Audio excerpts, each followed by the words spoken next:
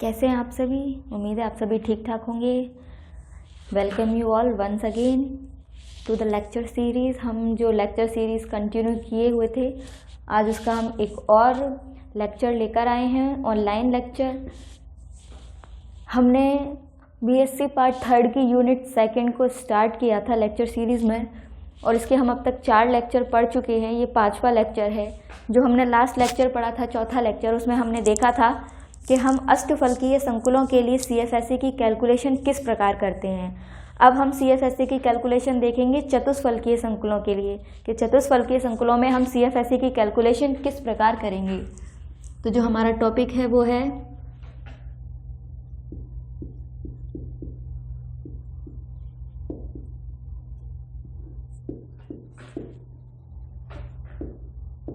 चतुष्फलकीय संकुलों में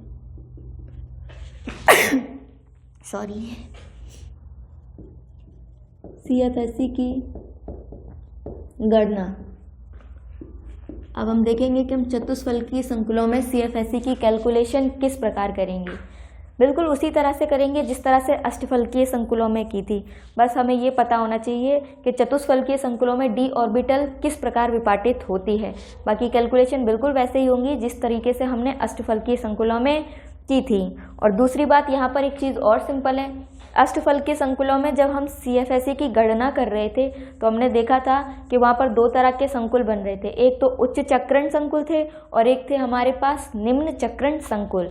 तो वहाँ पर हमने उच्च चक्रण संकुलों के लिए अलग तरीके से सीएफएससी की कैलकुलेशन की और निम्न चक्रण संकुलों के लिए अलग तरीके से। क्या तरीका अलग था? जो उच्च चक्रण संकुल होते हैं वहाँ पर पेयरिंग नहीं होती, इलेक्ट्रॉन ऊपर चला जाता है। जबकि जो निम्न चक्रण संकुल हैं वहाँ पर इलेक्ट्रॉन ऊपर न जाकर नीचे ही युग्म बना लेता है। तो इससे सीएफएससी में थोड़ा सा डिफरेंस आ जाता है और पेयरिंग एनर्जी में भी डिफरेंस आ जाता है। वो यहाँ पर केस नहीं होगा, क्योंकि हमारे जितने भी चतुष्फलकीय संकुल होते हैं वो केवल क्या होते हैं? उच्च चक्रण संकुल होते हैं, यानी हाई स्पिन होते हैं। क्यों? इसका रीज़न हम पहले तीसरे लेक्चर में हम आपको बता चुके हैं। क्या होता है, चतुष्फलकीय संकुलों में डी ऑर्बिटल की स्प्लिटिंग जो होती है वो कम होती है, जबकि अष्टफलकीय में डी ऑर्बिटल की जो स्प्लिटिंग होती है, विपाटन होता है, वो ज़्यादा होता है। तो जब स्प्लिटिंग कम है यानी कि डेल्टा कम है तो पेयरिंग एनर्जी क्या होगी? ज़्यादा, क्योंकि गैप तो कम है तो इलेक्ट्रॉन आसानी से नीचे से कहाँ जा सकता है? ऊपर जा सकता है। लेकिन अगर पेयर कराना है तो एनर्जी हमको ज़्यादा देनी पड़ेगी। तो इसलिए यहाँ पर चतुष्फलकीय संकुलों में देखा जाए तो ये गैप कम होने की वजह से इलेक्ट्रॉन आसानी से नीचे से ऊपर चला जाता है। तो यहाँ पर लो स्पिन वाला केस नहीं आता, यानी इलेक्ट्रॉन नीचे ही युग्म नहीं बनाएगा। यहाँ पर क्या होगा? इलेक्ट्रॉन नीचे युग्म बनाने की वजह कहाँ जाना पसंद करेगा? ऊपर वाले कक्षकों में जाना पसंद करेगा। तो इसलिए जो हमारे चतुष्फलकीय संकुल होते हैं वो हमेशा क्या होते हैं? हाई स्पिन, उच्च चक्रण संकुल होते हैं। चाहे तो हम यहाँ लिख लिए कि चतुष्फलकीय संकुल क्या होते हैं? सदैव उच्च चक्रण संकुल होते हैं। चतुष्फलकीय सदैव क्या होते हैं? हमारे उच्च चक्रण संकुल होते हैं। सदैव उच्च चक्रण संकुल होते हैं। तो पहले हम टेबल बना लेते हैं जिस तरह से हमने अष्टफलकीय संकुलों में बनाई थी। यहाँ एक तरफ हम लिखेंगे इलेक्ट्रॉनिक विन्यास, फिर हम देखेंगे इलेक्ट्रॉनों की फिलिंग यानी इलेक्ट्रॉनों का भराव, और फिर हम देखेंगे सीएफएससी। 3 कॉलम बना लेते हैं।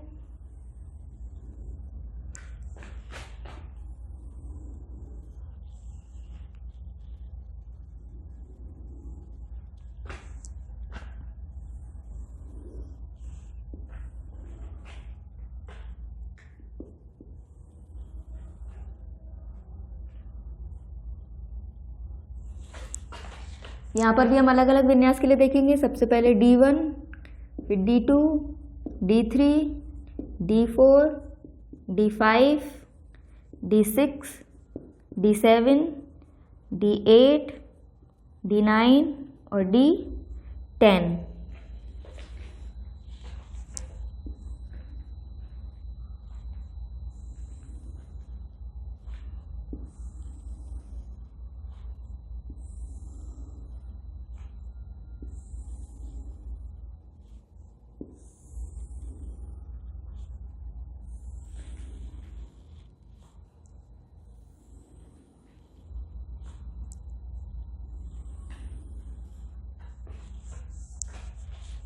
सबसे पहले हम कैलकुलेशन करें उससे पहले हम देख लेते हैं कि हमारे चतुष्फलकीय संकुलों में डी ऑर्बिटल का विपाटन किस प्रकार होता है।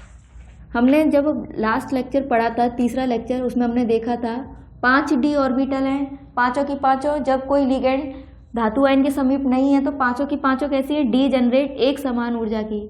ये तो ग्राउंड स्टेट है। फिर क्या होता है, जब लिगेंड पास में आता है तो एनर्जी क्या होती है, इंक्रीज होती है पांचों डी ऑर्बिटल की एक साथ। ये कंडीशन थी हाइपोथेटिकल, जब लिगेंड क्या कर रहे हैं, सभी डी ऑर्बिटलों को समान मात्रा में प्रभावित करते हैं तो सभी डी ऑर्बिटल की एनर्जी जो होगी वो एक साथ बढ़ेगी। लेकिन ऐसी कंडीशन एक्चुअल में होती नहीं है। और फिर क्या होगा, फाइनली डी ऑर्बिटल 2 भागों में टूट जाएगी। यहाँ पर 3 डी ऑर्बिटल ऊपर चले जाएंगे और 2 डी ऑर्बिटल नीचे चले जाएंगे। ऐसा क्यों हुआ हम थर्ड लेक्चर में बता चुके हैं। आपको जानना है तो थर्ड लेक्चर में जाकर दोबारा देखिए। हमने बताया था वहाँ पर जो डी ऑर्बिटल ज़्यादा प्रभावित होंगी उनकी एनर्जी बढ़ जाएगी। तो ये 3 डी ऑर्बिटल लिगेंडों से ज़्यादा प्रभावित होने की वजह से, यानी ज़्यादा प्रतिकर्षित होने की वजह से ऊपर चली जाती हैं और 2 डी ऑर्बिटल नीचे रह जाती हैं। तो इसको हम कहते हैं ई सेट और ये रहेगा हमारा T2 सेट। बीच में क्या है हमारा, बैरी सेंटर, बैरी सेंटर। यहाँ से यहाँ तक की एनर्जी, इसकी एनर्जी कम है बैरी सेंटर से, यानी ये एक्साइटेड, ये हमारी कौन सी है, ग्राउंड स्टेट, ये है हमारी एक्साइटेड स्टेट। अगर हम ग्राउंड स्टेट के रेस्पेक्ट में देखें, यानी ग्राउंड स्टेट के सापेक्ष देखें, तो ये दोनों ही डी ऑर्बिटल्स क्या हैं, क्या हैं, ये अस्थायी हैं, अनस्टेबल है। क्यों है, क्योंकि ये ग्राउंड स्टेट है, इसकी एनर्जी मिनिमम है, लोअर है, और जिसकी एनर्जी सबसे कम होती है वो सबसे ज़्यादा स्टेबल होता है। तो हम इसके रेस्पेक्ट में CFSE की गणना तो नहीं कर सकते। तो हम कौन सी स्टेट लेकर चलते हैं, एक्साइटेड स्टेट। तो हम केवल इतना लेकर चलेंगे, ग्राउंड स्टेट को छोड़ देंगे और एक्साइटेड स्टेट को लेकर चलेंगे। यहाँ से हम CFSE की गणना करेंगे तो हमारा जो पूरा फोकस होगा वो इस स्टेट पे होगा, ये एक्साइटेड स्टेट। और एक्साइटेड स्टेट के सापेक्ष देखा जाए तो इसने एनर्जी कम की, लूज की, और ये क्या हो गया, थोड़ा सा स्टेबल हो गया। इसके तुलना में तो ये स्टेबल ही है क्योंकि इसकी एनर्जी क्या है, कम है, और जिसकी एनर्जी कम होती है वो क्या होता है, स्टेबलाइज। और अगर इसकी एनर्जी देखें तो इसकी तुलना में ज़्यादा है, यानी कि इसने क्या किया, ये और ज़्यादा अनस्टेबल हो गया। तो यहाँ पर हम CFSE कैलकुलेट करेंगे वो इनके रेस्पेक्ट में करेंगे। थोड़ा सा बड़ा डायग्राम बना देती हूँ। तो क्या होगा, सबसे पहले एक्साइटेड स्टेट में पांचों डी ऑर्बिटल, उत्तेजित अवस्था में पांचों डी ऑर्बिटल डी जनरेट होंगी। फिर क्या होगा, डी ऑर्बिटल 2 भागों में टूट जाएगी, 3 डी ऑर्बिटल ऊपर चली जाएंगी और 2 डी ऑर्बिटल नीचे आ जाएंगे। ये है हमारा ई सेट, T2 सेट। ये है हमारा बैरी सेंटर जिसकी एनर्जी क्या है, 0, क्योंकि हमने एक्साइटेड स्टेट की एनर्जी को क्या मान लिया है, एज्यूम कर लिया है 0, ताकि हमारी कैलकुलेशन ईजी हो जाए, है ना। यहाँ से यहाँ तक का जो गैप रहेगा, इन डी ऑर्बिटल्स ने क्या किया, एनर्जी को त्यागा, साइन आएगा माइनस। कितनी एनर्जी को त्यागा, 0.6 डेल्टा। डेल्टा मतलब CFSE इतनी एनर्जी इन्होंने निकाली। कौन से संकुल पढ़ रहे हैं हम, चतुष्फलकीय, टेट्राहेड्रल। तो यहाँ पर हम क्या लिखेंगे, टी का मतलब टेट्राहेड्रल, चतुष्फलकीय।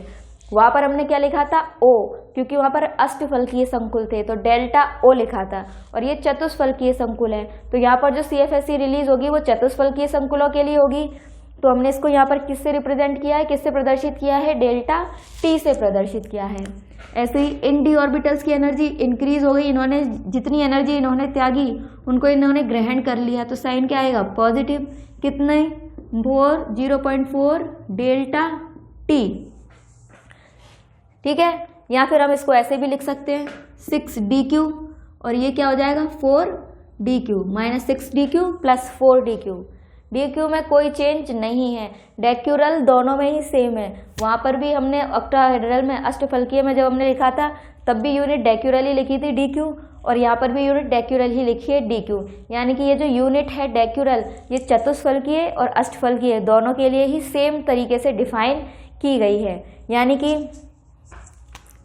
डेल्टा O कितना होता है, 10dq, और डेल्टा T भी किसके बराबर होता है, 10dq के बराबर। यानी कि डेक्यूरल जो है वो दोनों ही संकुलों के लिए दोनों ही संकुलों की CFSE के लिए, अष्टफलकीय और चतुष्फलकीय दोनों संकुलों की CFSE के लिए डिफाइन की गई है।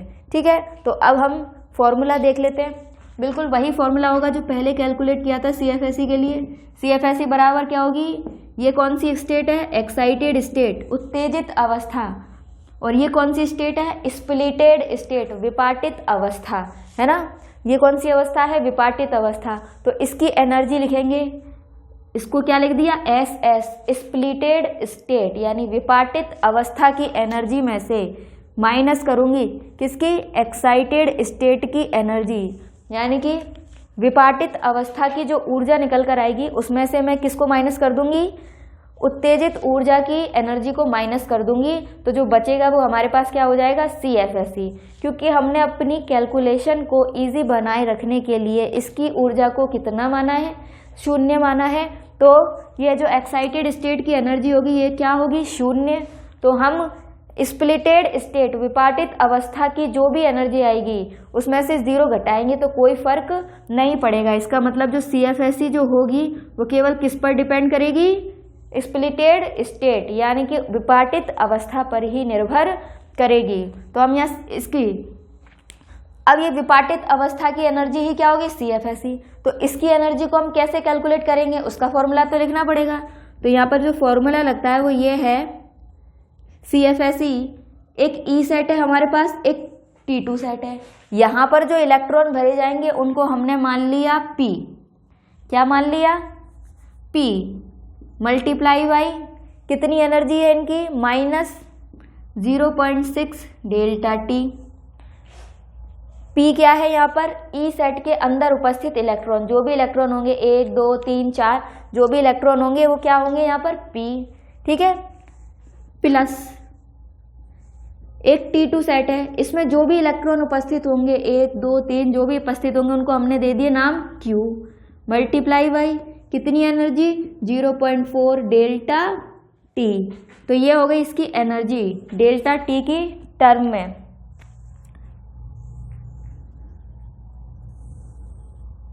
एक फॉर्मूला तो हम ये यूज करेंगे, साथ ही यहाँ पर क्या आएगी, पेयरिंग एनर्जी भी आएगी। साथ ही फॉर्मूले में क्या आएगी, पेयरिंग एनर्जी। लेकिन अगर आपको पिछले लेक्चर का याद हो, जब हमने अष्टफलकीय संकुलों में जो उच्च चक्रण संकुल थे उनके लिए CFSE का गणना की थी, तो हमने देखा था जितने भी उच्च चक्रण संकुल थे उनमें पेयरिंग एनर्जी क्या आ रही थी, 0 आ रही थी। क्यों आ रही थी 0, क्योंकि क्या होता है, एक्साइटेड स्टेट में भी उतने ही पेयर बन रहे हैं और स्प्लिटेड स्टेट यानी विपाटित अवस्था में भी उतने ही पेयर बन रहे हैं। तो वो दोनों एक दूसरे को क्या कर देते हैं, कैंसिल कर देते हैं एक दूसरे की एनर्जी को। इसलिए ओवरऑल पेयरिंग एनर्जी, युग्मन ऊर्जा क्या निकल कर आती है हमारे पास, 0 निकल कर आती है। अच्छा, ये जो हमने CFSE निकाली ये किसकी टर्म में है, डेल्टा T की टर्म में है।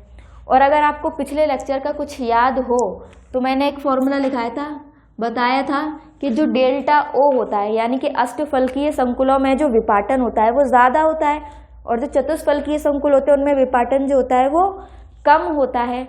तो यानी कि डेल्टा O क्या होगा, ज़्यादा, और डेल्टा T क्या होगा, कम होगा। तो डेल्टा T डेल्टा O से कितना कम है, तो हमने एक रिलेशन दिया था, डेल्टा T जो है वो 4/9 टाइम्स होता है डेल्टा O के। ये एक रिलेशन दिया था कि डेल्टा T जो है वो डेल्टा O की तुलना में कितना कम होता है, 4/9, 4/9 गुना कम होता है डेल्टा O से। कौन, डेल्टा T। तो यहाँ पर जो हम CFSE की गणना कर रहे हैं ये किसकी टर्म में है, डेल्टा T की टर्म में है।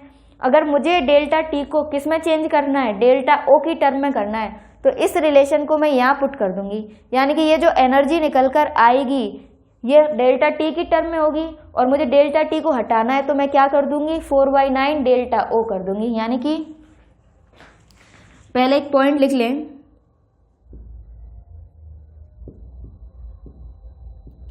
उच्च चक्रण संकुलों में, ये छोड़िए, जब हम कैलकुलेट करेंगे तभी ये बात क्लियर करेंगे ताकि आपको अच्छे से याद हो जाए। यहाँ अगर हम देखें तो CFSE को मैं क्या कर सकती हूँ, ये है ना P into -0.6 plus Q into 0.4, ये फॉर्मूला है। और ये जो एनर्जी आएगी किसकी टर्म में आएगी, डेल्टा टी की टर्म में आएगी। ये जो एनर्जी है CFSE है किसके फॉर्म में, डेल्टा टी की फॉर्म में है, डेल्टा टी के रूप में है। और मुझे इसे किस में चेंज करना है, मुझे तो डेल्टा ओ चाहिए, यानी कि मुझे डेल्टा टी की बजाय डेल्टा ओ चाहिए। और डेल्टा टी हम जानते हैं कम होती है डेल्टा ओ से, तो कितना कम होगी, तो ये जो रिलेशन है डेल्टा टी बराबर 4/9 डेल्टा ओ, वो हम यहाँ पुट कर देंगे। तो डेल्टा टी को डेल्टा ओ में चेंज करना है, तो हम डेल्टा टी की जगह क्या रख देंगे, मल्टीप्लाई कर देंगे इसे किससे, 4/9 डेल्टा ओ से। तो अब जो भी CFSE निकल कर आएगी वो डेल्टा टी की टर्म में नहीं आएगी, अब किसकी टर्म में आएगी, डेल्टा ओ की टर्म में आएगी, क्योंकि हमने डेल्टा टी को किस में चेंज कर दिया है, डेल्टा ओ में। यानी चतुष्फलकीय संकुलों की CFSE को किस में बदल दिया है, अष्टफलकीय संकुलों की CFSE में बदल दिया है। तो ये जो है ये रिलेशन है किसमें, चतुष्फलकीय संकुलों की CFSE और अष्टफलकीय संकुलों की CFSE में। तो हम ये भी लिख सकते हैं, आप इस तरह से भी कैलकुलेट कर सकते हैं CFSE और इस तरीके से भी कैलकुलेट कर सकते हैं। या जब हम इसको मल्टीप्लाई कर देंगे 4/9 डेल्टा ओ को इसके अंदर मल्टीप्लाई कर देंगे तो ये फॉर्मूला हो जाएगा -0.27 into P plus 0.18 into Q delta O. 4/9 को अंदर मल्टीप्लाई कर देंगे तो इस तरीके से निकल कर आएगा। तो आप इन तीनों में से कोई सा भी फॉर्मूला यूज करके CFSE की गणना कर सकते हैं। चाहे तो डेल्टा टी की फॉर्म में निकाल सकते हैं CFSE, अगर आप डेल्टा ओ की फॉर्म में निकालना चाहते हैं तो डेल्टा ओ की फॉर्म में भी निकाल सकते हैं। तो ये भी फॉर्मूला यूज़ कर सकते हैं, ये भी यूज़ कर सकते हैं और ये भी यूज़ कर सकते हैं। मैं जो फॉर्मूला यूज़ करके कैलकुलेट करूँगी वो ये वाला है, CFSE वाला, जिसमें डेल्टा ओ है, प्लस यहाँ पर भी पेयरिंग एनर्जी आएगी, यहाँ पर भी पेयरिंग एनर्जी आएगी। और हम देखेंगे कि सभी संकुलों में जितने भी उच्च चक्रण संकुल होते हैं उनमें पेयरिंग एनर्जी क्या रहती है, शून्य रहती है। कितनी रहती है, शून्य, 0। ठीक है, तो हम तीनों फॉर्मूला से CFSE का गणना कर सकते हैं, या आपके ऊपर आप कौन सा फॉर्मूला यूज़ करना चाहते हैं। तीनों ही सही हैं फॉर्मूले, किसी से भी CFSE की गणना कीजिए। लेकिन मैं जो CFSE कैलकुलेट करूंगी वो डेल्टा ओ के रूप में कैलकुलेट करूंगी। ठीक है, तो इसीलिए मैं ये बीच वाला फॉर्मूला यूज़ करूंगी। आप डेल्टा टी की टर्म में निकालना चाहते हैं तो ऊपर वाला फॉर्मूला यूज़ कीजिए, डेल्टा ओ की टर्म में निकालना चाहते हैं तो बीच वाला फॉर्मूला यूज़ कर सकते हैं, या नीचे वाला भी यूज़ कर सकते हैं। तो चलिए अब हम कैलकुलेट करते हैं CFSE। तो आपने ये नोट कर लिया, स्क्रीनशॉट ले लीजिए या नोट कर लीजिए, मैं इसे मिटाती हूँ, फिर हम कैलकुलेट करेंगे CFSE को।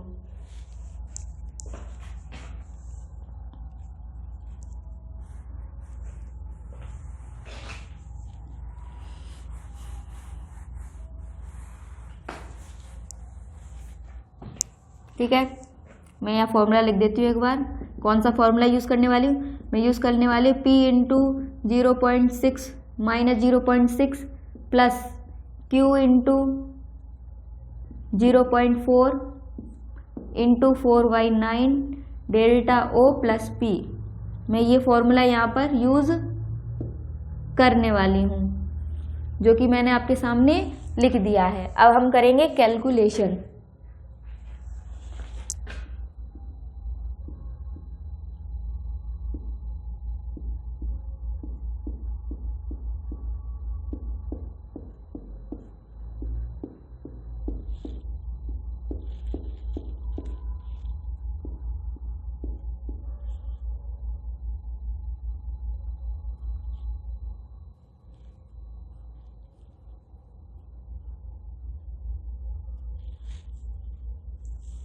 हम जानते हैं यहाँ पर स्प्लिटिंग कैसे हुई, 2d ऑर्बिटल नीचे हैं, 3d ऑर्बिटल ऊपर हैं, यानी कि ये जो सेट है ये E सेट है और ये 3 जो ऑर्बिटल है ये T2 सेट है। तो सबसे पहले हम कौन से के लिए, किस विन्यास के लिए देखेंगे, D1 के लिए देखेंगे। D1 में एक इलेक्ट्रॉन रहेगा एक्साइटेड स्टेट में, जब लिगेंड आए तो d ऑर्बिटल 2 भागों में टूटी, इलेक्ट्रॉनों का पुनर्वितरण होगा, तो इलेक्ट्रॉन सबसे पहले कहाँ जाना पसंद करेगा, निम्न ऊर्जा की कक्षकों में। तो यहाँ पर कितना इलेक्ट्रॉन रहेगा, एक इलेक्ट्रॉन। अब CFSE कैलकुलेट कर लेते हैं। ये E सेट है, इसमें जितने भी इलेक्ट्रॉन होंगे उसको किससे प्रदर्शित किया है, हमने P से प्रदर्शित किया है, यानी कि यहाँ पर P की संख्या क्या होगी, एक इलेक्ट्रॉन है तो P की जगह हम क्या रखेंगे, 1 मल्टीप्लाई बाई -0.6 प्लस T2 में कितने इलेक्ट्रॉन है, 0, तो Q की जगह पर हम क्या रखेंगे, Q की जगह पर हम रखेंगे 0 into 0.4 multiply by 4/9 delta O। ठीक है। पेयरिंग एनर्जी की बात करें, युग्मन ऊर्जा, तो ना तो यहाँ पर कोई युग्म है ना यहाँ पर कोई युग्म है। इसका मतलब पेयरिंग एनर्जी यहाँ पर कितनी जुड़ेगी? 0। पेयरिंग एनर्जी क्या है यहाँ पर? युग्मन ऊर्जा कितनी है? 0, क्योंकि कोई युग्म बना ही नहीं है तो युग्मन ऊर्जा क्यों होगी? तो 0। तो ये आंसर कितना आ जाएगा? ये आ जाएगा -0.6 इंटू 4/9 डेल्टा O। आप इसको सॉल्व करेंगे तो ये ओवरऑल निकल कर आएगा -0.27 डेल्टा O। तो चाहे तो आप ऐसे लिख लीजिए चाहे ऐसे लिख लीजिए, पूरा कैलकुलेट कर लीजिए। तो पहली टर्म में एक इलेक्ट्रॉन जाएगा E में, तो विन्यास क्या हो जाएगा? E1 T2 में 0 और CFSE कितनी निकल कर आई? -0.6 इंटू 4/9 डेल्टा O। या फिर इसको ये भी लिख सकते हैं -0.27 डेल्टा O। ये आप कैलकुलेट कर लीजिएगा। मैं इतना लिखूंगी, बाकी आप इनको सॉल्व करेंगे तो इतना आंसर आएगा, और ऐसे बाकी सबको भी सॉल्व करेंगे तो उनका आंसर आ जाएगा। इतना काम तो आप खुद कर सकते हैं ना घर पे, इतना तो मैं एक्सपेक्ट कर सकती हूँ ना आप लोगों से। बाकी पूरी खिचड़ी तो मैंने पका के दे दी, आपको तो बस खानी है ना, तो खा तो सकते हैं ना आप लोग। ठीक है, उम्मीद करती हूँ आप लोग खा लोगे खिचड़ी को। अब हम D2 के लिए निकालेंगे। D में 2 इलेक्ट्रॉन, ठीक है, 2 इलेक्ट्रॉन। जब स्प्लिटिंग हुई तो इलेक्ट्रॉनों का पुनर्वितरण होगा, तो इलेक्ट्रॉन कहाँ जाना पसंद करेंगे? निम्न ऊर्जा के कक्षकों में। एक यहाँ गया, दूसरा इलेक्ट्रॉन यहाँ आ गया, 2 इलेक्ट्रॉन भर दिए भाई। अब CFSE निकालें हम, तो CFSE क्या आएगी? अब E में कितने इलेक्ट्रॉन हैं? 2, तो P की जगह पर क्या आ जाएगा? 2 मल्टीप्लाई बाई -0.6 प्लस T2 में कितने इलेक्ट्रॉन हैं? 0, तो Q की जगह पर हम क्या रखेंगे? 0 multiplied by 0.4 into 4/9 delta O। Pairing energy देखें, युग्मन ऊर्जा, तो अभी भी कोई युग्म नहीं बना है, और युग्म नहीं बना तो युग्मन एनर्जी क्या होगी? 0। तो 0 युग्मन एनर्जी है, कोई युग्म बना ही नहीं है, तो इसको कैलकुलेट कर लें। ये कितनी हो जाएगी? -1.2 इंटू 4/9 डेल्टा O। इसको सॉल्व करेंगे तो जो भी आंसर आएगा वो आप अपनी कॉपी में लिख लीजिए। तो यहाँ पर CFSE कितनी आई? -1.2 इंटू 4/9 डेल्टा O CFSE आएगी। CFSE आएगी। विन्यास क्या होगा? दोनों इलेक्ट्रॉन कहाँ गए? T2 सेट में गए, सॉरी E सेट में गए, तो 1 2, तो विन्यास क्या हो जाएगा? E में 2 इलेक्ट्रॉन, T2 में 0 इलेक्ट्रॉन है। ऐसे ही अब हम किसके लिए करेंगे? D3 के लिए। जब D में कितने इलेक्ट्रॉन होंगे? 3 इलेक्ट्रॉन मौजूद होंगे। ठीक है, स्प्लिटिंग हुई, 2 भागों में टूटी D ऑर्बिटल। अब हम जानते हैं इलेक्ट्रॉन निम्न ऊर्जा के कक्षकों में जाएंगे, तो 1 भर दिया, 2 भर दिया। अब तीसरा इलेक्ट्रॉन कहाँ जाएगा? यहाँ पर ही पेयरिंग करेगा या फिर ऊपर जाएगा? बताओ भाई बताओ, कहाँ जाएगा?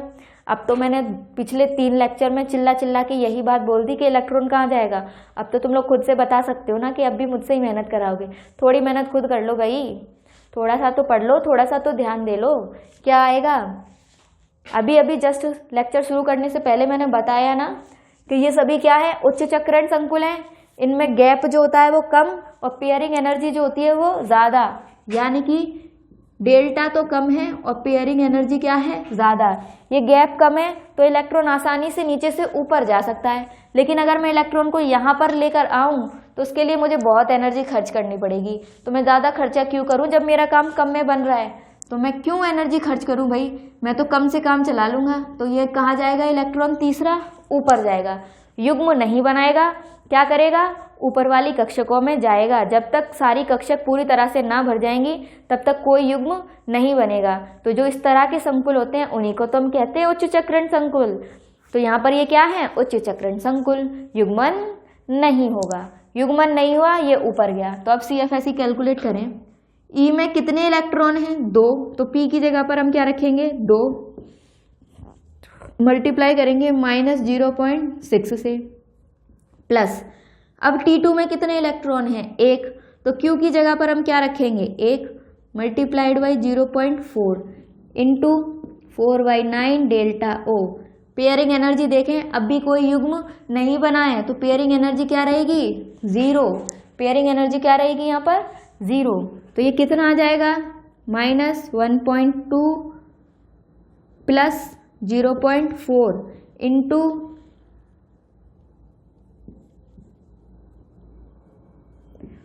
Into 4/9 delta O।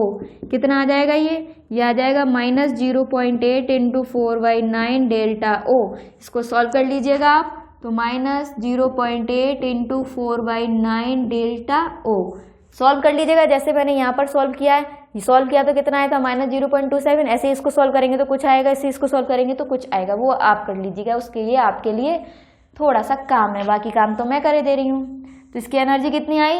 0.8 into 4/9 delta O। इलेक्ट्रॉनों का विन्यास देखें तो 2 इलेक्ट्रॉन तो गए हैं E में, और तीसरा इलेक्ट्रॉन कहाँ गया है?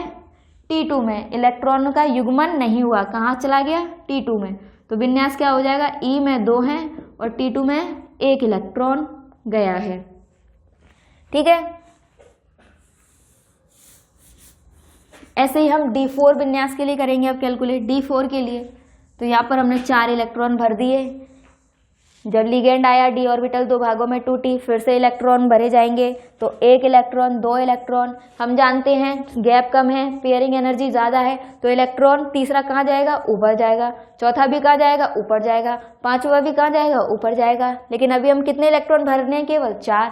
तो 1 2 3 और ये चला गया 4। अब कैलकुलेट करें CFSE, तो यहाँ पर P की जगह क्या रखेंगे? 2 इंटू -0.6। Q की जगह, अब T2 में कितने इलेक्ट्रॉन हैं? T2 में भी 2 इलेक्ट्रॉन हैं, तो Q की जगह पर हम क्या रखेंगे? 2 multiplied by 0.4 into 4/9 delta O plus, अभी भी कोई युग्म नहीं बना है, तो पेयरिंग एनर्जी क्या रहेगी? 0। तो ये हो जाएगा -1.2 plus 0.8 multiply by 4/9 delta O। तो कितना निकल कर आएगा? -0.4 इंटू 4/9 डेल्टा O। तो कितनी निकल कर आई है? -0.4 इंटू 4/9 डेल्टा O। विन्यास क्या रहेगा? 2 इलेक्ट्रॉन गए E में, 2 इलेक्ट्रॉन गए E में, और 2 ही इलेक्ट्रॉन हैं T2 में। तो विन्यास हो जाएगा E2 और T2, E में भी 2 और T2 में भी 2 इलेक्ट्रॉन। ठीक है, तो इस तरीके से हमने CFSE कैलकुलेट की D4 के लिए। अब हम देखेंगे D5 के लिए। ये हो गया D5 भरेंगे, 5 इलेक्ट्रॉन फिर से भरे जाएंगे, तो 1 2 3 4 और 5वां इलेक्ट्रॉन कहाँ जाएगा? ऊपर। अब CFSE कैलकुलेट करें, तो अब E में कितने इलेक्ट्रॉन हैं? 2, तो P की जगह पर क्या आएगा? 2। ठीक है, T2 में देखें कितने इलेक्ट्रॉन रहे? 3, तो Q की जगह पर कितना आना चाहिए? 3। तो यहाँ पर चेंज कर दिया हमने, 3 इलेक्ट्रॉन हो गए। अब देखें तो -1.2 प्लस 1.2 बराबर कितना आ जाएगा? आंसर आ जाएगा यहाँ पर 0। यानी कि जब D5 कंडीशन आएगी, जब पांचों की पांचों d ऑर्बिटल भरी हुई होंगी, तो CFSE हमारे पास क्या आएगी? 0। पांचों की पांचों d ऑर्बिटल भरी हुई हैं, हाफ फिल्ड हैं। तो विन्यास क्या हो जाएगा? E में 2, T2 में 3 इलेक्ट्रॉन। CFSE क्या हो जाएगी हमारे पास? 0। कोई युग्म नहीं बना है, इसलिए अभी भी पेयरिंग एनर्जी क्या है हमारे पास? 0 मौजूद है। अब हम ऐसे ही देखेंगे D6 विन्यास के लिए।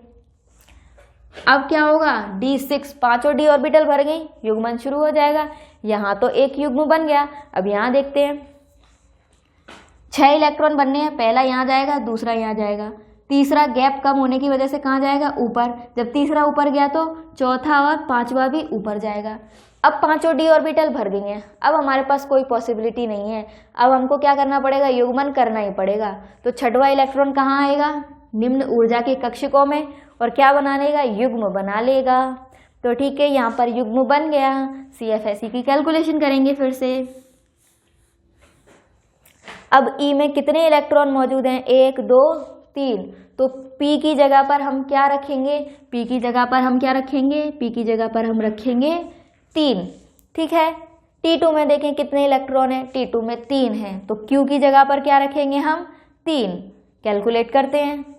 पेयरिंग एनर्जी की बात करें अब तक तो कोई युग्म नहीं बना था, लेकिन अब क्या बन गया, एक युग्म बन गया। और हमने शुरू में क्या किया था, इसकी एनर्जी में से इसकी एनर्जी को घटाया था, क्योंकि इसकी एनर्जी 0 थी तो हम घटाएंगे कोई फर्क नहीं पड़ेगा। लेकिन इसकी एनर्जी 0 है, युग्मन एनर्जी 0 नहीं है, यानी युग्मन ऊर्जा 0 नहीं है। इसमें जो युग्म बनेगा वो ऊर्जा तो मौजूद रहेगी और उसे हमें मानना भी पड़ेगा, कैलकुलेट भी करना पड़ेगा। तो यहाँ पर कितनी पेयरिंग एनर्जी है, 1p की। यहाँ पर भी एक युग्म बना है तो यहाँ पर भी कितनी है, 1p। इसकी ऊर्जा में से इसकी ऊर्जा को घटाएंगे तो बचेगा क्या हमारे पास, 0। यानी कि यहाँ पर भी पेयरिंग एनर्जी कितनी आएगी, 0 आएगी पेयरिंग, क्योंकि अभी भी कोई पेयरिंग एनर्जी नहीं है। जितनी इसने पेयरिंग एनर्जी निकाली उतनी ही इसने भी पेयरिंग एनर्जी दी, तो दोनों की पेयरिंग एनर्जी ने एक दूसरे को क्या कर दिया, कैंसिल कर दिया। युग्मन ऊर्जा ने एक दूसरे को क्या कर दिया, कैंसिल कर दिया भाई। तो फिर हमारे पास कोई युग्मन ऊर्जा नहीं बची है, कोई पेयरिंग एनर्जी हमारे पास नहीं बची हुई है। तो हम पेयरिंग एनर्जी को क्या लेंगे, हम 0 लेकर चलेंगे। तो पेयरिंग एनर्जी 0 है, अब कैलकुलेट कर लो। -1.8 प्लस 1.2 इंटू 4/9 डेल्टा O, तो ये कितना आ जाएगा, ये आ जाएगा -0.6 इंटू 4/9 डेल्टा O। फिर से रिपीट होना शुरू हो जाएगा। विन्यास क्या रहेगा, ई में कितने हैं, 1 2 3 इलेक्ट्रॉन ई में है और 3 इलेक्ट्रॉन T2 में, तो विन्यास हो जाएगा E3 T2 3। विन्यास हमेशा जब पहले आप इस तरीके से डायग्राम बना लेना, अगर एग्जाम में आपको विन्यास पूछा जाए तो पहले डायग्राम बना लेना जहाँ d ऑर्बिटल स्प्लिट हो रही हो, फिर उसमें इलेक्ट्रॉन भरना। और ये भी ध्यान रखना कि संकुल कैसा है, उच्च चक्रण है या निम्न चक्रण, क्योंकि उच्च चक्रण में अलग तरीके से इलेक्ट्रॉन भरे जाते हैं और निम्न चक्रण में अलग तरीके से इलेक्ट्रॉन भर जाते हैं। तो ये जरूर ध्यान रखना कि उच्च चक्रण है या निम्न चक्रण। अगर चतुष्फलकीय है तो कुछ सोचने की जरूरत है ही नहीं, फिर तो उच्च चक्रण ही बनेंगे, और उच्च चक्रण बनेंगे तो इलेक्ट्रॉनों का युग्मन भी कराने की हमको जरूरत नहीं है, क्योंकि उच्च चक्रण में इलेक्ट्रॉनों का युग्मन नहीं होता है। ये सब कुछ कहाँ होता है, निम्न चक्रण संकुलों में होता है। तो चलिए अगली के लिए कैलकुलेट करते हैं। वैसे तो आप समझ ही गए होंगे अब कैसे कैलकुलेशन करनी है, खुद से कर लेंगे क्या, आप कर लेंगे क्या, छोड़ दूं क्या, नहीं आपका भरोसा नहीं है। तुम लोगों को तो पकी पकाई खिचड़ी भी दे दो ना पूरी की पूरी, तब भी तुमसे खाई नहीं जाएगी तुम लोगों से, इतने आलसी हो तुम सारे के सारे। D7, अब हम D7 के लिए बढ़ते हैं। 6 इलेक्ट्रॉन है तो 7वां इलेक्ट्रॉन यहाँ पर आएगा, ठीक है।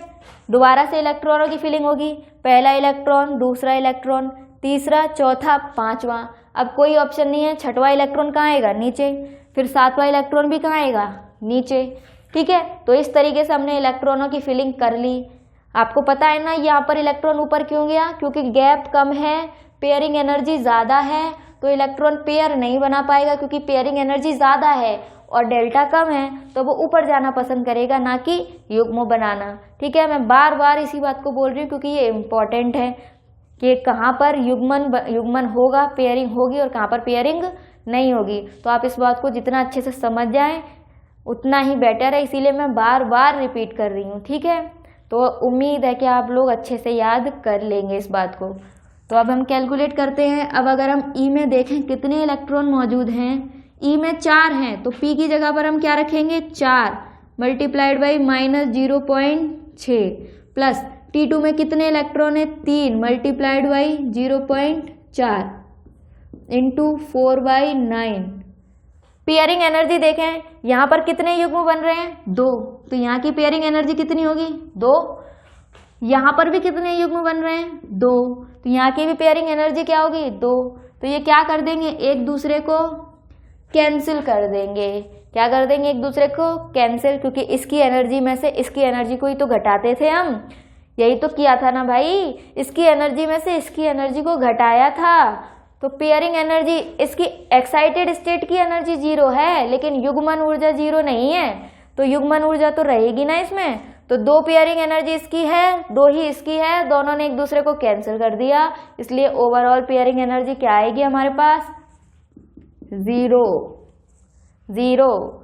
जैसा कि अगर आपने पिछला लेक्चर ध्यान से सुना हो तो मैंने वहाँ भी कहा था कि बहुत सी बुक में पेयरिंग एनर्जी को ये लोग 0 नहीं लिखते। पेयरिंग एनर्जी को जितने युग्म बन रहे होंगे उतनी ही पेयरिंग एनर्जी लिख देते हैं। लेकिन ऐसा कौन करता है? जो रेफरेंस लेकर नहीं चलते। भाई हम क्या मान रहे हैं? हम इसको रेफरेंस मान रहे हैं ना, इसी के रेस्पेक्ट में तो कैलकुलेट कर रहे हैं, तो हम रेफरेंस मानकर चलेंगे। भाई हम तो स्टैंडर्ड बुक्स को फॉलो करेंगे और स्टैंडर्ड रूल्स के साथ चलेंगे, रेफरेंस को मानेंगे। हालांकि जो लिखते हैं पेयरिंग एनर्जी वो भी गलत नहीं है, बस फर्क सिर्फ इतना है उन्होंने रेफरेंस नहीं लिया है और हम जो कैलकुलेट कर रहे हैं हम रेफरेंस लेकर चल रहे हैं। तो हम रेफरेंस लेंगे तो पेयरिंग एनर्जी 0 आएगी, और अगर रेफरेंस को ना लें तो पेयरिंग एनर्जी यहाँ पर कितनी आती? 2p आती है ना। तो हम क्या कर रहे हैं? रेफरेंस लेकर चल रहे हैं। तो गलत कुछ भी नहीं है, ना हम गलत हैं ना जिन्होंने पेयरिंग एनर्जी लिखी है वो गलत है, क्योंकि फर्क सिर्फ इतना है रेफरेंस लेने का और ना लेने का, ये तो आपके ऊपर है। हालांकि जब आप कई एग्जाम देने जाएंगे, कोई स्टैंडर्ड एग्जाम देने जाएंगे, वहाँ पर आपको सोचना पड़ेगा। अगर आपके पास 3 ऑप्शन ऐसे हैं जहाँ पर पेयरिंग एनर्जी मौजूद है और एक ऑप्शन ऐसा है जहाँ पर पेयरिंग एनर्जी मौजूद नहीं है, तो हम टिक कौन सा करेंगे? भाई सही तो दोनों ही है, लेकिन ज़्यादा सही कौन सा है? तो ज़्यादा सही वही होगा जिसमें रेफरेंस लिया गया होगा, यानी कि जो हम कर रहे हैं। तो अगर ऐसी कंडीशन आ जाती जहाँ पर दोनों दी गई हो, एक पेयरिंग एनर्जी वाला भी दिया गया ऑप्शन और एक बिना पेयरिंग एनर्जी वाला, तो हम कौन सा टिक करेंगे? बिना पेयरिंग एनर्जी वाला, क्योंकि जो स्टैंडर्ड कंडीशन है वो तो रेफरेंस के साथ ही आती है जो कि हम कर रहे हैं। समझ में आया? तो अच्छी बात है। तो अब चलो कैलकुलेट कर लेते हैं, समझ में आ गया तो ये कितना आएगा? -2.4 प्लस 1.2 इंटू 4/9 डेल्टा ओ, तो ये आ जाएगा -1.2 इंटू 4/9 डेल्टा ओ, वही रिपीट होकर आ गया -1.2 इंटू 4/9 डेल्टा ओ। इलेक्ट्रॉन कैसे भरे गए हैं? ई में है 4 इलेक्ट्रॉन और T2 में है 3 इलेक्ट्रॉन, तो विन्यास हो जाएगा E4 T2 3। ऐसे ही अब हम D8 के लिए करते हैं 7, और ये हो गया हमारा 8वां इलेक्ट्रॉन। भर दिया हमने 8 इलेक्ट्रॉन। दोबारा से इलेक्ट्रॉनों की फिलिंग करेंगे, 1 2 3 4 5, 6वां इलेक्ट्रॉन 7वां, और अब कोई ऑप्शन नहीं है, कहाँ जाएगा 8वां इलेक्ट्रॉन? ऊपर। तो अब कैलकुलेट कर लेते हैं भाई। ई में कितने इलेक्ट्रॉन हैं? 4, तो पी की जगह पर क्या आएगा? 4। T2 में अब कितने इलेक्ट्रॉन हो गए? 4, तो क्यू की जगह पर क्या आएगा? क्यू की जगह पर भी आएगा 4। युग्मन ऊर्जा को देखें तो यहाँ पर कितनी पेयरिंग है? 3 की पेयरिंग है, और यहाँ पर भी कितनी पेयर बन रहे हैं? 3, तो 3 से 3 कैंसिल हो गया। पेयरिंग एनर्जी क्या आएगी? अभी भी 0। पेयरिंग एनर्जी को हम क्या लेकर चलेंगे? 0। और जितना भी हमने कैलकुलेट किया उच्च चक्रण संकुल में हर जगह हमने पेयरिंग एनर्जी को क्या रखा है? 0। तो ये कितना आएगा भाई? कैलकुलेट कर लो जल्दी से। -2.4 प्लस 1.6 इंटू 4/9 डेल्टा ओ, तो ये हो जाएगा -0.8 इंटू 4/9 डेल्टा ओ। विन्यास क्या हो जाएगा? ई में है 4 इलेक्ट्रॉन और T2 में कितने हैं? 4 इलेक्ट्रॉन, तो 1 2 3 4 5 6 7 और 8। ई में कितने हैं? 4। T2 में भी कितने हैं? 4 इलेक्ट्रॉन। ये हो गया विन्यास। अब D9 के लिए देख लेते हैं, एक और इलेक्ट्रॉन बढ़ा देते हैं, फिर से फिलिंग करेंगे 1 2 3 4 5 6 7 8, और ये हो गया हमारे पास 9 इलेक्ट्रॉन। अब अगर हम कैलकुलेट करें CFSE तो ई में कितने हैं? 4, तो पी की जगह पर क्या आएगा? 4। T2 में अब कितने इलेक्ट्रॉन हो गए? 5, तो क्यू की जगह पर भी क्या आ जाएगा? क्यू की जगह पर आ जाएगा 5 इंटू 4/9 डेल्टा ओ। पेयरिंग एनर्जी देखें, 4 पेयर यहाँ है, 4 पेयर यहाँ है, तो पेयरिंग एनर्जी क्या रहेगी? अभी भी 0। तो अब भाई कैलकुलेट कर लो जल्दी से। -2.4 प्लस 2.0 इंटू 4/9 डेल्टा ओ, तो ये निकल कर आएगा -0.4 इंटू 4/9 डेल्टा ओ निकल कर आया। विन्यास क्या हो जाएगा? 1 2 3 4 5 6 7 8, ये 9। ई में कितने इलेक्ट्रॉन? 4। T2 में कितने इलेक्ट्रॉन? 5। तो ये हो गया हमारा विन्यास। याद रखिएगा ये विन्यास कहाँ से आता है? ऐसे नहीं भरने इलेक्ट्रॉन, मैंने बनाए जरूर एक लेवल में ये डी, लेकिन मैंने यहाँ पर पहले ही क्लासिफाई कर दिया है कि एक लेवल में लिखे जरूर हैं, लेकिन ये विपार्टित डी ऑर्बिटल है। एक ई सेट है और एक T2 सेट है। ये नीचे वाली कम एनर्जी वाला सेट है और ये ऊपर एनर्जी वाला सेट है। तो इलेक्ट्रॉन जब भी भरिएगा आप तो हमेशा ऐसा बनाइएगा, फिर कंसीडर करके इलेक्ट्रॉन देखिएगा कि ई में कितने इलेक्ट्रॉन हैं और T2 में कितने इलेक्ट्रॉन हैं, तभी इलेक्ट्रॉनिक विन्यास को लिखिएगा, वरना गलत हो जाएगा। समझ रहे हैं ना आप? कोई बहुत बड़ा रॉकेट साइंस नहीं है, बहुत आसान है भाई। ये तो कोई टफ है क्या? ये टफ अगर आपको टफ लग रहा है तो समझ, आपके दिमाग में ज़रूर कोई गड़बड़ घोटाला है फिर, क्योंकि ये बहुत आसान चीज़ है भाई, बहुत आसानी से समझ में आ जाती है। नहीं समझ में आई तो वीडियो को धीरे धीरे स्लो में चला कर देखो, एक बार नहीं 2 बार देखो, आपको समझ में आ जाएगा। और एक बार समझ में आ गया तो फिर आपके दिमाग से निकलने वाला नहीं है ये, ठीक है। तो अब एक और कंडीशन बची है हमारे पास, उसके लिए भी कैलकुलेट कर लेते हैं। D10 पूरी भर गई डी ऑर्बिटल, तो ये जो बचा हुआ है ये भी पूरा कर दिया, डी ऑर्बिटल कंप्लीट भर गई। जब D5 में 0 थी तो D10 में भी क्या आएगी भाई? 0 ही आएगी। और चाहे तो आप कैलकुलेट कर लीजिएगा, जैसे कैलकुलेट की थी फॉर्मूले में रख के, 0 ही आएगी। तो V तो 3 4 5 6 7 8 9 10 विन्यास हो गया। E में 4 और T2 में कितना? 6 इलेक्ट्रॉन। T2 में कितना है भाई? 6 इलेक्ट्रॉन हैं। और CFSE क्या हो गई हमारी? CFSE हो गई हमारी 0। चाहे तो कैलकुलेट कर लो, कर लेते हैं भाई, सबके लिए किया तो इसके लिए भी कर लेते हैं। E में कितने इलेक्ट्रॉन? 4, तो P की जगह क्या रखेंगे? 4। Q में कितने इलेक्ट्रॉन? 6, तो Q की जगह क्या रखेंगे? 6। 4/9 डेल्टा O, 5 पेयर यहाँ पर हैं, 5 पेयर ही यहाँ पर हैं, तो पेयरिंग एनर्जी क्या रहेगी? 0। ये हो जाएगा -2.4 प्लस 2.4 बराबर 0। समझ में आई? तो इस तरीके से हम कैलकुलेट करते हैं CFSE, किसके लिए? चतुष्फलकीय संकुलों के लिए। तो हमने कैलकुलेशन सीखी CFSE की, अष्टफलकीय संकुलों के लिए किस प्रकार करते हैं और चतुष्फलकीय संकुलों के लिए किस प्रकार करते हैं। तरीका दोनों में ही सेम है, थोड़ा सा डिफरेंस है। डी और अष्टफलकीय में क्या होता है? 3 डी ऑर्बिटल नीचे और 2 डी ऑर्बिटल ऊपर होते हैं, और चतुष्फलकीय में क्या होता है? उल्टा, 2 डी ऑर्बिटल नीचे हैं और 3 डी ऑर्बिटल कहाँ पर हैं? ऊपर है। बस इतना फर्क है, और थोड़ा सा एनर्जी का फर्क है, वो भी आपको याद होना चाहिए। ये जो 2 डी ऑर्बिटल है इनकी एनर्जी कितनी होती है? 0.6। अगर ये बेरी सेंटर से नीचे मौजूद हैं तो माइनस में हो जाएगी, और अगर ये 2 ऑर्बिटल बेरी सेंटर से ऊपर मौजूद हैं तो यही एनर्जी किस में हो जाएगी? प्लस में। जो कि अष्टफलकीय संकुला में हमने देखा उन 2 डी ऑर्बिटलों की एनर्जी क्या होती है? प्लस 0.6, और यहाँ पर क्या है? माइनस 0.6। क्यों? क्योंकि ये बेरी सेंटर से नीचे है तो माइनस साइन आ गया, क्योंकि एनर्जी रिलीज की होगी, ठीक है। अगर ये बेरी सेंटर से ऊपर होती जैसा कि अष्टफलकीय संकुलों में था तो वो क्या पर क्या होता? तो फिर ये प्लस में हो जाती, ठीक है। और ये बात तो आप जान ही गए होंगे, अष्टफलकीय संकुलों में हमने EG और T2G लिखा था, EG और T2G लिखा था। यहाँ पर G को यूज़ नहीं किया है। क्यों नहीं किया है? इसका जवाब भी हम आपको तीसरे लेक्चर में दे चुके हैं।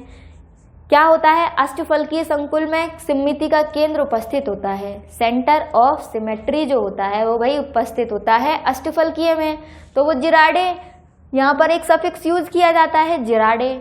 लेकिन चतुष्फलकीय संकुलों में देखते हैं हम तो कोई सेंटर ऑफ सिमेट्री नहीं है, कोई समिति का केंद्र नहीं होता, इसीलिए हम यहाँ पर जिराडे वर्ड का यूज़ या जिराडे सफिक्स का यूज़ नहीं करते, सिंपल E और T2 लिखते हैं। समझ में आई होप कि आपको समझ में आया हो और लेक्चर अच्छा लगा हो। प्लीज़, हम इतनी मेहनत कर रहे हैं आप लोगों के लिए, वीडियो बना रहे हैं, तो प्लीज़ उनको देखिए, पढ़िए, सीखिए, अपने नोट्स बनाइए, तैयारी कीजिए एग्ज़ाम की। हम नहीं चाहते आपके किसी भी तरीके से नंबर कम आए और आप ये एक्सक्यूज़ दें कि आपको पढ़ाया नहीं गया। भाई हम तो मेहनत कर रहे हैं ना, तो थोड़ी मेहनत आप भी कर लीजिए, वीडियो देखिए और पढ़िए, ठीक है। अगली वीडियो में हम लेकर आएंगे कौन कौन से फैक्टर हैं जो CFSE को प्रभावित करेंगे। अभी के लिए थैंक यू।